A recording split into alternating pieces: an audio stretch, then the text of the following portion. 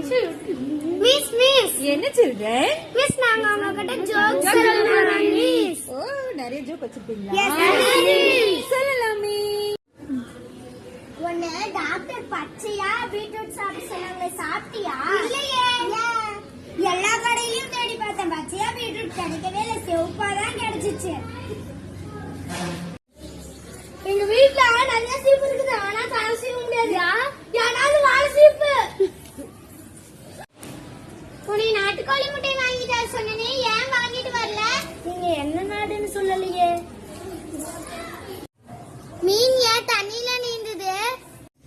ஏன்னா அதுக்கு தரையில நீந்த தெரியாது, தண்ணியில தான் நீந்த தெரியும். எல்லா பூச்சிக்கும் குளிர அடிச்சான், ஆனா ஒரே ஒரு பூச்சிக்கு மட்டும் குளிரவே இல்லையா, அது என்ன? ஏன்னா கம்பளி பூச்சி. மிஸ் மிஸ் சொல்லுங்க ஜனனி. மிஸ் முட்டைக்கு நடுவுல என்ன மிஸ் இருக்கு? முட்டைக்கு நடுவுல இட்டு இருக்கா? Yes miss. சூப்பர்.